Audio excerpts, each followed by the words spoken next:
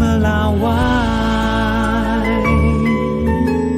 Sambil menanti puncak haji, jemaah haji bisa berkunjung ke Museum Wahyu yang terletak di lereng Jabal Nur. Di sini jemaah akan disajikan kisah Nabi Muhammad SAW saat pertama kali menerima wahyu di Gua Hira. Berikut laporan jurnalis Kompas TV, Yasir Neneama dan Pradaris Lesmana bersama jemaah haji khusus Patuna. Selamat datang di Museum Wahyu. Di sini kita akan melihat bagaimana perjalanan dari Nabi Muhammad SAW pertama kali menerima wahyu di Gua Hira.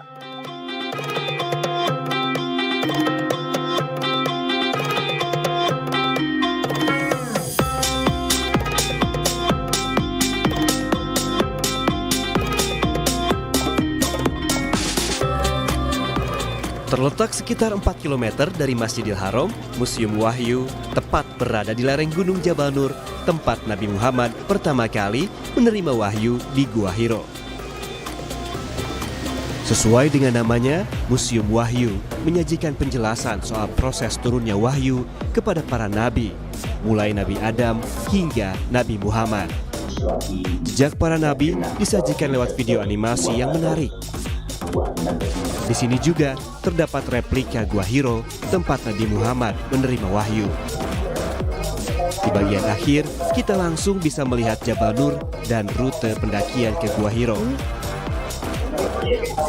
Saudara, di Jabal Nur itulah terdapat Gua Hira, di mana tempat pertama kalinya Nabi Muhammad SAW mendapatkan wahyu berupa ayat suci Al-Quran. Nah, untuk rute pendakiannya memang dibuka untuk umum. Nah, kita bisa mendaki ke sana dengan jarak tempuh sekitar 2 jam lamanya. Hingga saat ini memang belum ada kendaraan begitu, sehingga kita hanya bisa mendaki dengan berjalan kaki.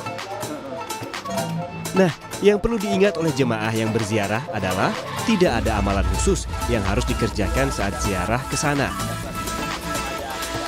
Untuk di Gua Hira ini tidak ada amalan khusus yang harus dikerjakan, karena ini lebih kepada tempat yang bersejarah. Jadi kalau kita menuju tempat ini, kemudian kita mendatangi tempat ini, kita bertafakur, kita merenungi bagaimana sejarah perjuangan Rasulullah SAW ketika beliau berada di Gua Hira.